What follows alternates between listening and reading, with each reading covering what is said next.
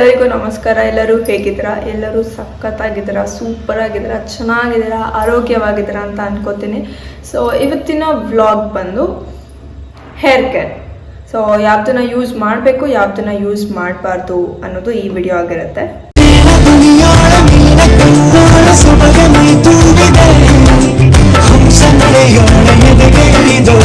ಸುಮಾರು ತಿಂಗಳಾದ್ಮೇಲೆ ನಾನಿವತ್ತು ಯೂಟ್ಯೂಬ್ ವ್ಲಾಗ್ನ ಶೂಟ್ ಮಾಡ್ತಾ ಇದ್ದೀನಿ. There are many reasons vlog ಮಾಡೋದಕ್ಕಾಗಲಿಲ್ಲ, ವಿಡಿಯೋ ಮಾಡ್ಕೊಳ್ಳೋದಕ್ಕಾಗಲಿಲ್ಲ. ಮೇಜರ್ ರೀಸನ್ ಬಂದು ಇಲ್ಲೇ ನೋಡಿ, ನಮ್ಮ ಮನೆ ಪಕ್ಕನೇ ಒಂದು ಬಿಲ್ಡಿಂಗ್ ಕನ್ಸ್ಟ್ರಕ್ಷನ್ ನಡೀತಿದೆ. ಅಲ್ಲಿ ಮಾರ್ನಿಂಗ್ 8ಗೆ ಸ್ಟಾರ್ಟ್ ಆದರೆ ಸೌಂಡ್ ಅವ್ರದ್ದು ನೆಕ್ಸ್ಟ್ 8 to 8 ಡ್ಯೂಟಿ ಅನಿಸುತ್ತೆ. ಸೊ ಏನು ವಿಡಿಯೋನು ಮಾಡೋದಕ್ಕಾಗಲ್ಲ, ಫುಲ್ ಕನ್ಸ್ಟ್ರಕ್ಷನ್ ನಡೀತಾ ಇರೋದ್ರಿಂದ. And there are many other reasons, exam, training, college. So ಈ ಥರ ಎಕ್ಸಾಮ್ಸ್ ಎಲ್ಲ ಮುಗಿದು ಈಗ ಸ್ವಲ್ಪ ಫ್ರೀ ಆಗಿರೋದ್ರಿಂದ, ಆ್ಯಂಡ್ ಇವತ್ತು ಪುಣ್ಯಾತ್ಮರು ಸೌಂಡ್ ಕೂಡ ಇಲ್ಲ ಬಿಲ್ಡಿಂಗಲ್ಲಿ.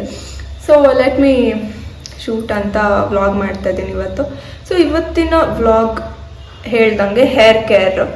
ಸೊ ಬೇಸಿಕ್ಕಾಗಿ ನನಗೇನು ಅನಿಸುತ್ತೆ, ಪ್ರಾಕ್ಟಿಕಲಾಗಿ ಯೋಚನೆ ಮಾಡಿದಾಗ ಹೌದು ಇದು ಕರೆಕ್ಟ್ ಅಂತ ಅನಿಸ್ಬೇಕು ನಮಗೆ. ಸೊ ಆ ಥರ ಕೆಲವೊಂದು ವಿಷಯಗಳನ್ನು ನಿಮ್ಮ ಹತ್ರ ಶೇರ್ ಮಾಡ್ಕೋತೀನಿ. ಫಸ್ಟ್ ಥಿಂಗ್ ಬಂದು ಆಯಿಲ್, ಅಪ್ಲೈಯಿಂಗ್ ಆಯಿಲ್. ನಾವು ಹುಡುಗಿರು ಹೇಗೆ ಅಂದರೆ ಸ್ಟೈಲ್ ಅಂತ ಅಂದ್ಕೊಂಡು ನಮಗೆ ಏನು ಬೇಕೋ ಅದನ್ನು ಬಿಟ್ಬಿಡ್ತೀವಿ, ಏನು ಬೇಡವೋ ಅದನ್ನು ತಗೋತೀವಿ. For example oil, applying oil is very necessary ನಮ್ಮ ಕೂದಲು ಚೆನ್ನಾಗಿರೋದಕ್ಕೆ, ಆರೋಗ್ಯವಾಗಿರೋದಕ್ಕೆ. ಆಫ್ಕೋರ್ಸ್ ಎಣ್ಣೆ ಇಡೋದು ತುಂಬ ಇಂಪಾರ್ಟೆಂಟು. ನನಗೆ ನೆನಪಿರೋ ಥರ ನಾನು ಸ್ಕೂಲಲ್ಲಿ ಇರಬೇಕಾದ್ರೆ ನಾನು ಆಯಿಲೇ ಇಡ್ತಿರ್ಲಿಲ್ಲ. ಯಾಕಂದರೆ ಆಯಿಲ್ ಇಟ್ಟರೆ ಒಂಥರ ಫುಲ್ ಹೀಗೆ ಫ್ಲ್ಯಾಟ್ ಆಗಿಬಿಡುತ್ತೆ, ತಲೆ ಮುಖ ಎಲ್ಲ ಚೆನ್ನಾಗಿ ಕಾಣಲ್ಲ ಅಂತ. ಬಟ್ ಇವಾಗ ರಿಯಲೈಸ್ ಆಗುತ್ತೆ, ಇಲ್ಲ ನಾನು ಅವಾಗ್ಲಿಂದನೂ ನನ್ನ ಕೂದಲನ್ನ ಚೆನ್ನಾಗಿ ನೋಡ್ಕೊಂಡಿದ್ದಿದ್ರೆ ಇವತ್ತು ಇನ್ನೂ ಚೆನ್ನಾಗಿರ್ತಿತ್ತೇನೋ ನನ್ನ ಕೂದಲು ಅಂತ. ಬಟ್ ಆಮೇಲೆ ಸ್ವಲ್ಪ ದಿನ ಆದಮೇಲೆ ನಂಗೆ ರಿಯಲೈಸ್ ಆಯಿತು, ಸೆಕೆಂಡ್ PU ಅಲ್ಲಿ ನಮಗೆ ಜಡೆನೇ ಹಾಕ್ಕೊಂಡು ಹೋಗ್ಬೇಕಿತ್ತು. ಎಲ್ಲರಿಗೂ ಈಗ ಹೇಗೆ ಅಂದರೆ ಕಾಲೇಜ್ ಮೆಟ್ಲು ಹತ್ತಿದ ತಕ್ಷಣ ಫುಲ್ ಸ್ಟೈಲ್ ಅಂತ ಮೈಂಡಿಗೆ ಬರುತ್ತೆ. ನಮಗೆ ಸ್ಕೂಲ್ ಮುಗಿಸಿ ಸ್ಕೂಲಲ್ಲೂ ಜಡೆ ಹಾಕೊಂಡು ಹೋಗ್ಬೇಕಿತ್ತು, ಬಟ್ ಅಲ್ಲಿ ಎಣ್ಣೆ ಇಡಬೇಕು ಅಂತ ಅಥವಾ ಸ್ಟ್ರೆಸ್ ಆಗುತ್ತೆ ಆ ಥರ ಇರಲಿಲ್ಲ. ಸೆಕೆಂಡ್ PU ಬಂದ್ವಿ, ಅಲ್ಲಿ ನಮಗೆ ಯೂನಿಫಾರ್ಮ್ಗೆ ಮ್ಯಾಚ್ ಆಗ್ತಾ ಇದ್ದಿದ್ದು ಜಡೆನೇ. ಸೊ ಆ ಥರ ಇರಬೇಕಾದ್ರೆ ಅಲ್ಲಿಂದನೇ ಸ್ಟಾರ್ಟ್ ಮಾಡ್ಕೊಂಬಿಟ್ಟೆ ನಾನು. ಓಕೆ, ಇಷ್ಟು ದಿನ ನಾನು ತಪ್ಪು ಮಾಡಿದ್ದೀನಿ, ಈಗ ಸರಿ ಮಾಡ್ಕೊಳ್ಳೋಣ ಅಂತ ಅಲ್ಲಿಂದನೇ ನಾನು ವಾರದಲ್ಲಿ 3 ದಿನ ಮ್ಯಾಂಡೇಟರಿ ಎಣ್ಣೆ ಇಡ್ತಿದ್ದೆ. ಹಾಗೆ ನನಗೆ ರೂಢಿ ಆಗೋಯ್ತು. ಸೊ ಫಸ್ಟ್ ದಯವಿಟ್ಟು ಸ್ಟೈಲ್ ಮಾಡೋ ಕಡೆ ಸ್ಟೈಲ್ ಮಾಡೋಣ. ಸ್ಟೈಲ್ ಮಾಡಿದಾಗ ನಮ್ಮ ಕೂದಲು ಚೆನ್ನಾಗಿ ಕಾಣಬೇಕು ಅಂತಂದರೆ ನ್ಯಾಚುರಲ್ ಆಗಿ ಅದಕ್ಕೆ ಏನೇನು ಬೇಕೋ ಅದನ್ನು ಪ್ರೊವೈಡ್ ಮಾಡೋಣ. ಸೊ ನಾನು ಎಷ್ಟೊಂದು ಥರ ನಿಮಗೆ ಆಯಿಲ್ ಸಿಗುತ್ತೆ ಅಂತಂದರೆ, ಓ ಮೈ ಗಾಡ್, 10 ರೂಪೀಸಿಂದ ಸ್ಟಾರ್ಟ್ ಆಗಿ ನಿಮಗೆ ಥೌಸಂಡ್ಸ್ವರೆಗೂ ಹೇರ್ ಆಯಿಲ್ಸ್ ಸಿಗುತ್ತೆ. ಬಟ್ ನಾವು ಗೊತ್ತಲ್ಲ, ಪಕ್ಕ ಇಂಡಿಯನ್ ಗರ್ಲ್ ಆಗಿರೋದ್ರಿಂದ. So yes, this is what I use. ನಾನು ಪ್ಯಾರಾಶೂಟ್ ಯೂಸ್ ಮಾಡೋದು. ಎಲ್ಲಾದರೂ ಹೋದಾಗ ನಂಗೆ ಅನಿಸುತ್ತೆ ಬೇರೆ ಥರ ತೊಗೊಳ್ಳೋಣ. ಎಷ್ಟು ವರ್ಷಗಳಿಂದ ಏನು ಚಿಕ್ಕವಳಿಂದನೂ ನಾನು ಇದನ್ನೇ ಯೂಸ್ ಮಾಡ್ತಿರೋದು. ಸೊ ಅನಿಸುತ್ತೆ ನನಗೆ ಬೇರೆ ಟ್ರೈ ಮಾಡೋಣ ಅಂತ. But my skin and my hair is very very very very sensitive. ಗೊತ್ತಿಲ್ಲ ಅದು ಯಾಕೆ ಅಂತ. ಒಂದು ಪ್ರಾಡಕ್ಟ್, ಈಗ ನನ್ನ ಹೇರ್ಗೆ ಯಾವುದೋ ಒಂದು ಪ್ರಾಡಕ್ಟ್ ಸೂಟ್ ಆಗೋದೇ ಕಷ್ಟ. ಸೊ ಅದು ಸೂಟ್ ಆದಾಗ ಬೇರೆದು ಟ್ರೈ ಮಾಡೋಣ ಅಂತ ಯೋಚನೆ ಮಾಡೋಕ್ಕೆ ಭಯ ಆಗುತ್ತೆ. ಓಕೆ, ನನಗೆ ಇವಾಗ ಚೆನ್ನಾಗಿದೆ ಸಾಕು ಅಂತ ಅನಿಸುತ್ತೆ. ಸ್ಕಿನ್ಗೂ ಕೂಡ ಅಷ್ಟೇ, ತುಂಬ ಪ್ರಾಡಕ್ಟ್ಸ್ ಯೂಸ್ ಮಾಡಬೇಕು ಅಂತ ಅನಿಸುತ್ತೆ, ಬಟ್ ನೋ. ಸೊ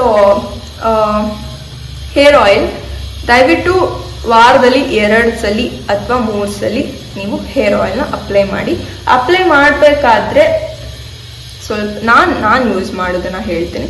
ಸೊ ನಾನು ಈ ಥರ ಎಣ್ಣೆನ ಫುಲ್ಲು ಏನಂದರೆ ಬಬಲ್ಸ್ ಬರೋ ಥರ ಬಾಯ್ಲ್ ಮಾಡೋದಲ್ಲ, ಸ್ವಲ್ಪ ಲೈಟಾಗಿ ಬಿಸಿ ಮಾಡಿ ಅದಕ್ಕೆ ಕರಿಬೇವು ಸೊಪ್ಪನ್ನ ಫ್ರೈ ಮಾಡಿ ಹಾಕೋತೀನಿ. ಆ್ಯಂಡ್ ಇದನ್ನು ಸ್ವಲ್ಪ 1 to 3 ಮಿನಿಟ್ಸ್ ಅಥವಾ 5 ಮಿನಿಟ್ಸ್ ಕೂಲ್ ಆಗೋದಕ್ಕೆ ಬಿಟ್ಟು ಆಮೇಲೆ ಹೇರ್ಗೆ ಅಪ್ಲೈ ಮಾಡ್ತೀನಿ. ಸೊ ಫಸ್ಟ್ ಥಿಂಗ್ ಇದು. ಸೆಕೆಂಡ್, ಹೀಟ್ ಅಪ್ಲೈನ್ಸಸ್ ದಯವಿಟ್ಟು ಅವಾಯ್ಡ್ ಮಾಡಿ. ನಿಮ್ಮ ಕೂದಲು ನ್ಯಾಚುರಲ್ ಆಗೇ ಚೆನ್ನಾಗಿದೆ ಅಂತ ಅಂದ್ಕೊಳ್ಳಿ, ಓಕೆನಾ. ದಯವಿಟ್ಟು ಈ ಥರ ಹೇರ್ ಅಪ್ಲೈನ್ಸಸ್ನ ನಾನು ಯೂಸ್ ಮಾಡಿದ್ದೀನಿ, ನಾನೇನು ಕಡಿಮೆ ಇಲ್ಲ ಯೂಸ್ ಮಾಡೋ ಟೈಮಲ್ಲಿ. ಸ್ಟ್ರೈಟ್ನಿಂಗು ಸದ್ಯಕ್ಕಿದೆ 2 ಇದೆ ನನ್ನ ಹತ್ರ. ಬಟ್ ನಂಬೋ ಥರ ಇದ್ದರೆ ನಂಬಿ, ಬಿಡೋ ಥರ ಇದ್ದರೆ ಬಿಡಿ. ನಾನು ನಿಜಾನೇ ಹೇಳ್ತಾ ಇದ್ದೀನಿ, ನಾನು ಇದು ಎರಡೂ ಯೂಸ್ ಮಾಡಲ್ಲ. ಫ್ರ್ಯಾಂಕಾಗಿ ಹೇಳ್ತಾ ಇದ್ದೀನಿ. ಆ್ಯಕ್ಚುಲಿ ನಾನು ಈ ಥರ ಈ ರೀಲ್ಸ್ ಅದು ಇದು ನೋಡಿಕೊಂಡು ಫಸ್ಟ್ ಈ ಥರ ಜಸ್ಟ್ ಕೂಮ್ ಮಾಡಿದ ತಕ್ಷಣ ಬ್ರಷ್ ಟೈಪ್ ಬರುತ್ತೆ ಸ್ಟ್ರೈಟ್ನರ್, ಸೊ ಅದನ್ನು ಫಸ್ಟ್ ಪರ್ಚೇಸ್ ಮಾಡಿದ್ದೆ. ಜಸ್ಟ್ ಈ ಥರ ಕೂಮ್ ಮಾಡಿದ್ರೆ ಸ್ಟ್ರೈಟ್ನಿಂಗ್ ಆಗೋಗುತ್ತೆ ಅಂತ. ಬಟ್ ಅವಾಗ 10th ಮುಗ್ದಿತ್ತು ಅನಿಸುತ್ತೆ ನನಗೆ, 10th ಮುಗ್ದಿತ್ತು ಅವಾಗ ಪರ್ಚೇಸ್ ಮಾಡಿದ್ದು ನಾನು ಅದನ್ನು. ಬಟ್ ಒಂದೇ ದಿನ ಯೂಸ್ ಮಾಡಿದ್ದು, trust me, that was 800 or 900 something. ಹುಡ್ಕೊಂಡು ಹೋಗಿ ತೊಗೊಂಡಿದ್ದೆ ಅದನ್ನು. ಬಟ್ ಒಂದೇ ದಿನ ಯೂಸ್ ಮಾಡಿದ್ದೆ, ಅದೇನು ವರ್ಕ್ ಆಗಲಿಲ್ಲ ಅಂತ ಅನಿಸ್ತು ನನಗೆ. ಸೊ ಮತ್ತೆ ಇಲ್ಲ, ಕಂಪ್ನಿದೇ ತರ್ಸೋಣ ಅಂಥೇಳಿ 3 years ಬ್ಯಾಕ್ ಫಿಲಿಪ್ಸ್ ಅವ್ರದ್ದು ತರಿಸ್ದೆ ನಾನು.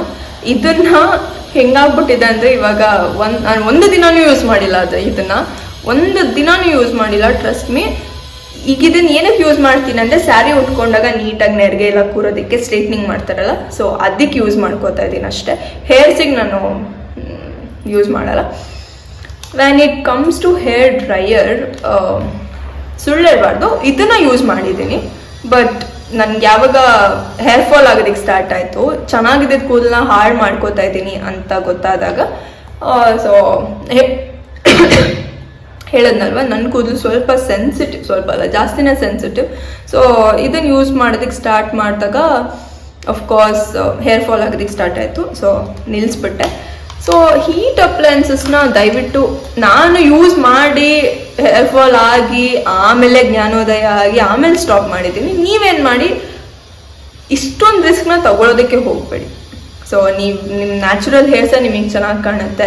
ನೀವೇನೋ ಹೌದು, ಈಗ ಯಾವುದೋ ಒಂದು ಫಂಕ್ಷನ್ಸ್ ಬರುತ್ತೆ, ಅದಕ್ಕೆ ನಾವು ಹಂಗಂಗೆ ಹೋಗೋದಕ್ಕಾಗಲ್ಲ, ಅವತ್ತು ಸ್ಟೈಲ್ ಮಾಡಿ, ಅವತ್ತು ಹೀಟ್ ಅಪ್ಲೈನ್ಸಸ್ ಯೂಸ್ ಮಾಡ್ಕೊಂಡು ಸ್ಟೈಲ್ ಮಾಡಿ. ಬಟ್ ಅದನ್ನು ಅಭ್ಯಾಸ ಮಾಡ್ಕೋಬೇಡಿ. ಈಗ ಕರ್ಲಿಂಗ್ ಮಾಡಲಿಲ್ಲ ಅಂದರೆ ನಾನು ಚೆನ್ನಾಗೇ ಕಾಣಲ್ಲ, ಸ್ಟ್ರೈಟ್ನಿಂಗ್ ಮಾಡಿಲ್ಲ ಅಂದರೆ ನಾನು ಚೆನ್ನಾಗೇ ಕಾಣಲ್ಲ. ನೋ, ಸ್ಟೈಲ್ ಮಾಡಬೇಕಾದ್ರೆ ಮಾಡಿ ಆಫ್ಕೋರ್ಸ್, ಬಟ್ ಒಂದು ಅಭ್ಯಾಸ ಮಾಡ್ಕೊಳ್ಳೋದು ಬೇಡ ಅನ್ನೋದು ನನ್ನ ಅನಿಸಿಕೆ. ಆ್ಯಂಡ್ 3rd ಪಾಯಿಂಟ್ ಬಂದು, ಇದಂತೂ 100% ಅಲ್ಲಿ ಒಂದು 99% ಜನ ಒಪ್ಕೋತೀರ, ಯಾರೋ ಒಬ್ಬರೋ ಇಬ್ಬರೋ ಇಲ್ಲ ಅಂತ ಹೇಳೋರು, ಸ್ಟ್ರೆಸ್ ಮಾಡ್ಕೊಂಡಷ್ಟು ನಮಗೆ ಹೇರ್ ಫಾಲ್ ಆಗುತ್ತೆ, ಹೇರ್ ಡ್ಯಾಮೇಜಿಂಗ್ ಆಗುತ್ತೆ. ಓ ಮೈ ಗಾಡ್, ಎಷ್ಟು ಹೇರ್ ಫಾಲ್ ಆಗುತ್ತೆ.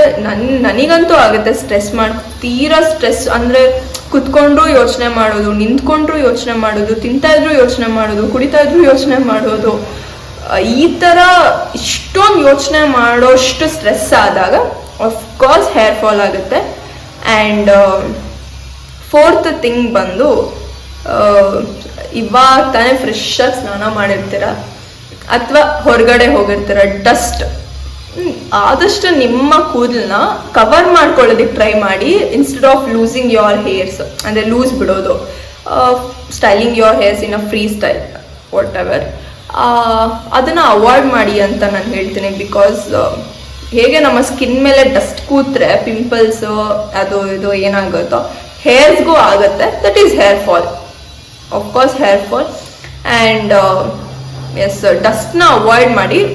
ಹೊರಗಡೆ ಹೋದಾಗ ಆದಷ್ಟು ವೇಲ್ ಅಥವಾ ಜಡೆ ಹಾಕ್ಕೊಂಡು ಹೋಗೋದು, ಈ ಥರ ಅಭ್ಯಾಸ ಮಾಡ್ಕೊಳ್ಳಿ.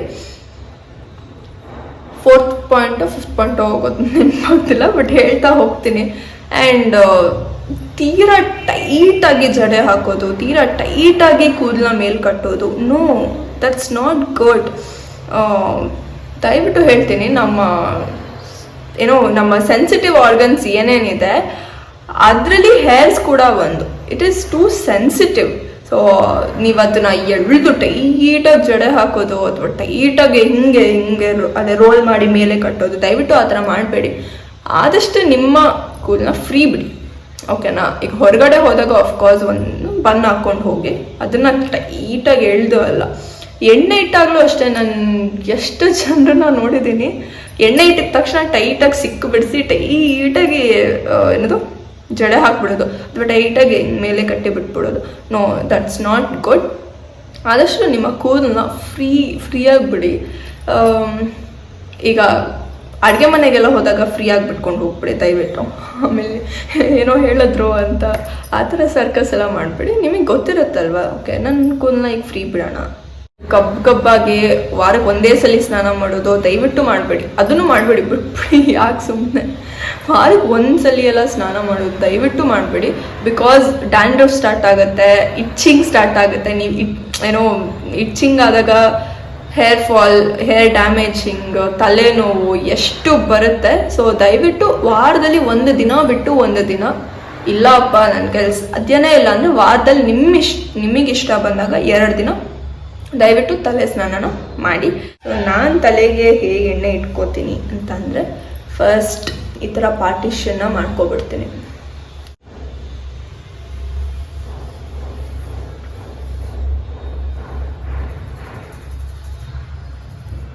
ನೆಕ್ಸ್ಟ್ ಇಲ್ಲಿ ಪಾರ್ಟಿಷನ್ನು,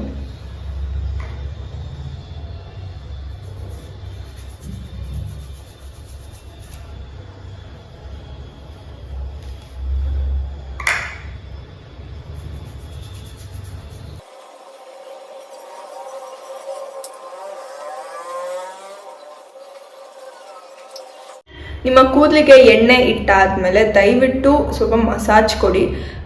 ಎಷ್ಟಾಗುತ್ತೋ ಅಷ್ಟು, ಎಷ್ಟೊತ್ತಾಗುತ್ತೋ ಅಷ್ಟು, ಎಷ್ಟು ಚೆನ್ನಾಗಾಗುತ್ತೋ ಅಷ್ಟು ಚೆನ್ನಾಗಿ ನಿಮ್ಮ ಹೇರ್ಸಿಗೆ ಮಸಾಜ್ ಕೊಡಿ.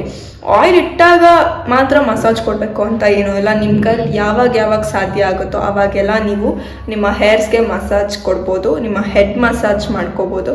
So it helps. ಎಸ್, ಎಣ್ಣೆ ಇಟ್ಟಿದ್ದಾದ್ಮೇಲೆ ಎಷ್ಟೊತ್ತಾದ್ಮೇಲೆ ಸ್ನಾನ ಮಾಡಿದ್ರೆ ರಿಸಲ್ಟ್ಸ್ ಚೆನ್ನಾಗಿರುತ್ತೆ ಅನ್ನೋದಾದರೆ, ನನ್ನ ಪ್ರಕಾರ, ನಾನು ಎಕ್ಸ್ಪರಿಮೆಂಟ್ ಮಾಡಿರೋ ಪ್ರಕಾರ, ನೀವೀಗ ಬೆಳಗ್ಗೆ ಒಂದು 9 ಗಂಟೆಗೆ ಎಣ್ಣೆ ಇಟ್ರಿ ಅಂತ ಅಂದರೆ 3-4 ಮಧ್ಯಾಹ್ನ 3 o'clock 4 o'clock ಹೀಗೆ ಸ್ನಾನ ಮಾಡಿದ್ರೆ ಕೂದಲು ಸ್ಮೂತ್ ಇರುತ್ತೆ. ನೀವು ಬೇಕಿದ್ರೆ ಟ್ರೈ ಮಾಡಿ, ಅಬ್ಸರ್ವ್ ಮಾಡಿ. ಆಯಿಲ್ ಅಬ್ಸರ್ವ್ ಆಗಿರುತ್ತೆ, ಕೂದಲು ಸ್ಮೂತ್ ಆಗಿರುತ್ತೆ. So this is what I have experienced and I have observed. ಕೆಲವೊಬ್ರು ಇವತ್ತಿಟ್ಟು ನಾಳೆ ಅಲ್ಲ ನಾಳಿದ್ದು ಮಾಡ್ತಾರೆ, ಕೆಲವೊಬ್ರು ಇವತ್ತಿಟ್ಟು ನಾಳೆ ಮಾಡ್ತಾರೆ. ಸೊ ಡಿಪೆಂಡ್ಸ್ ಅಪಾನ್ ಅವರವ್ರ ಇಂಡಿವಿಜುವಲ್ ಒಪಿನಿಯನ್ಸ್. ಬಟ್ ನನ್ನ ಯಾರಾದರೂ ಕೇಳಿದ್ರೆ this is what my opinion. ನಾನು ಬೆಳಗ್ಗೆ ಇಟ್ಟು ಮಧ್ಯಾಹ್ನ ಸ್ನಾನ ಮಾಡ್ತೀನಿ. ಸೊ ಆಗ ನನ್ನ ಕೂದಲು ನನಗೆ ಸ್ಮೂತ್ ಇದೆ ಅಂತ ಅನಿಸುತ್ತೆ. ಆ್ಯಂಡ್ ಹೇರ್ ನಾನು ಇಟ್ಟಿರೋವಂಥ ಆಯಿಲ್ ಹೇರ್ಸ್ ಅಬ್ಸರ್ವ್ ಮಾಡ್ಕೊಂಡಿದೆ ಅಂತ ನನಗೆ ಫೀಲ್ ಆಗುತ್ತೆ. ಸೊ ಎಸ್, ಎಷ್ಟು ಪಾಯಿಂಟ್ಸ್ ಹೇಳಿದ್ದೀನಿ. ನನಗನ್ಸುತ್ತೆ ನಾನು ಹೇಳಿದ್ದೀನಿ, ಚಿಕ್ಕ ಪುಟ್ಟ ವಿಷಯ ಇರಬಹುದು, ಕೆಲವೊಬ್ಬರಿಗೆ ಏನು ಸಿಲ್ಲಿನ ಅಂತ ಅನಿಸ್ಬೋದು. ಬಟ್ ಪ್ರಾಕ್ಟಿಕಲಾಗಿ ಯೋಚನೆ ಮಾಡಿದಾಗ ನಿಜ ಅನಿಸ್ತು. ಆ್ಯಂಡ್ ಹೆಲ್ಪ್ ಆಗುತ್ತೆ. ಹೀಟ್ ಅಪ್ಲೈನ್ಸಸ್ ತಾನೇ, ಏನು ನಾವು ಹೀಟ್ ಪ್ರೊಟೆಕ್ಷನ್ ಎಲ್ಲ ಯೂಸ್ ಮಾಡ್ತೀವಲ್ಲ ಅಂತ ಕೆಲವೊಬ್ರು ನೆಗ್ಲೆಕ್ಟ್ ಮಾಡೋರು ಇದ್ದೀರಾ. ಆ್ಯಂಡ್ ಆಯಿಲಿಂಗ ಯಾರಿಡ್ತಾರೆ ಆಯಿಲಿಂಗ್? ಸೊ ಈ ಥರನೂ ಯಾರಿರ್ತಾರೆ ಆಯಿಲ್ನ? ಸೊ ಈ ಥರ ಯೋಚನೆ ಮಾಡೋರು ಇದ್ದೀರಾ. ಆ್ಯಂಡ್ ಹೊರಗಡೆ ಹೋಗಬೇಕಾದ್ರೆ ಚೆನ್ನಾಗಿ ಕಾಣಬೇಕು, ಸ್ಟೈಲಾಗಿ ಕಾಣಬೇಕು ಅಂತ ಸುಮ್ಮನೆ ಇಲ್ಲ ಅಂಗಡಿಗೆ ಹೋದ್ರೂ ಫ್ರೀಯಾಗಿ ಹೇರ್ಸ್ ಬಿಟ್ಕೊಂಡು ಹೋಗೋರು ಇದ್ದೀರಾ. ಆ್ಯಂಡ್ ಡಸ್ಟ್ ನಮ್ಮ ಕೂದಲಿಗೆ ಏನು ಎಫೆಕ್ಟ್ ಮಾಡುತ್ತೆ ಅಂತ ಯೋಚನೆ ಮಾಡೋರು ಇದ್ದೀರಾ. ಸೊ ಎಸ್, ಈ ಥರ ಯೋಚನೆ ಮಾಡೋರಿಗೆ ಈ ಒಂದು ವಿಡಿಯೋ ಹೆಲ್ಪ್ ಆಗುತ್ತೆ ಅಂತ ಅಂದ್ಕೊಂಡು ಈ ವಿಡಿಯೋನ ಇಲ್ಲಿಗೆ ಎಂಡ್ ಮಾಡ್ತೀನಿ. ಸೊ ಈ ವಿಡಿಯೋನ ಕೊನೆವರೆಗೂ ನೋಡೋದಕ್ಕೆ thank you so much. And wait for the next video. Bye bye. Thank you so much.